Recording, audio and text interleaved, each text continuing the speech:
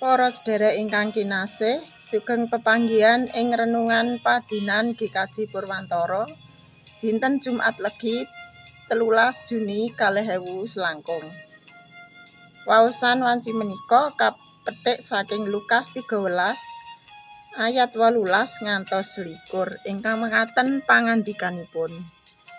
Gusti Yesus banjur ngandika, "Kratone Allah iku umpamane apa lan kena dak umpamakake apa?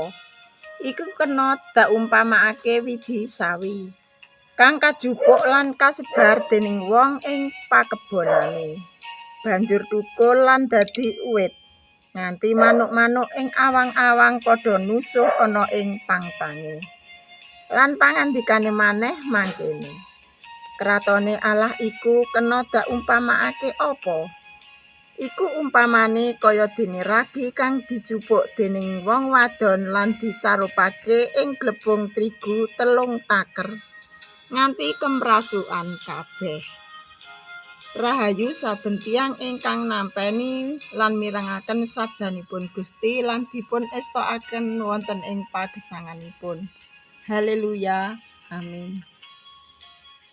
Para sedherek ingkang kinasih, waosan ing wanci menika kanthi jejer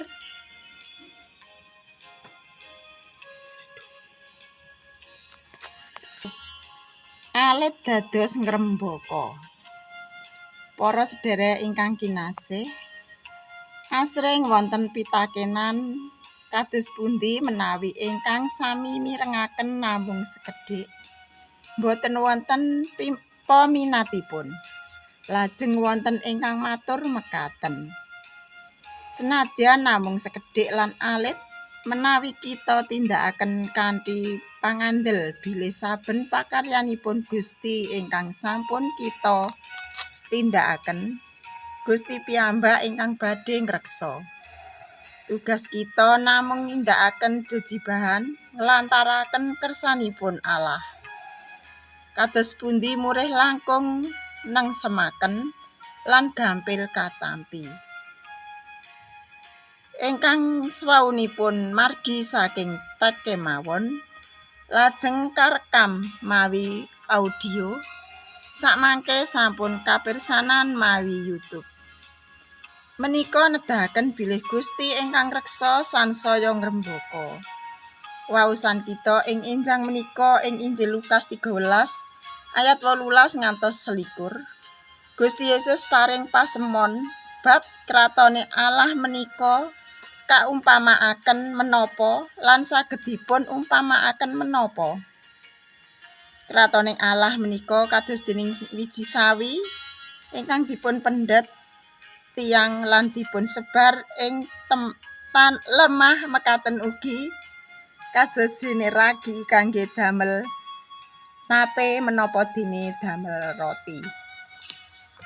Kalih perkawis menika nedahaken bilih wiji sawi lan ragi ingkang wujudipun alit wau menawi wonten tumindak saking tiyang, biji sawi dipun sebar lajeng dipun tanem lan ragi dipun damel adonan. Mila kanthi kuwasipun Gusti piyambak, wiji sawi ingkang swaunipun namung alit lajeng dados ngrembaka migunani saha ndatengaken katentreman. Mekaten ugi ragi ingkang arupi glepung ingkang lembut saged dadosaken roti ingkang mekar dados ageng lan eca raosipun. Para sedherek ingkang kinasih, sampun ngantos alit ing manah, senadyan namung sekedhik lan alit sarta namung sepele tumindak kita, menawi kita tindakaken kanthi gumolong ing manah lan kebak ing pangandel dumateng Gusti, menapa kemawon kersanipun Gusti ingkang kita tindakaken. Sae punika peladosan wonten ing gereja, brayat lan masyarakat wusanipun dados ngrembaka. Ndatengaken katentreman lan migunani tumrap tiyang kathah amargi pangreksanipun Gusti piyambak. Amin. Sumangga kita ndedonga. Duh Rama, kasagedna lan kapantesna kawula mbabaraken kraton Paduka ing sakiwa tengen kawula. Senadyan namung alit kawula pitados Paduka badhe ngreksa temah katentreman lan karahayon saking Paduka saged katampi lan karaosaken dening tiyang-tiyang ing sakiwa tengen kawula. Amin.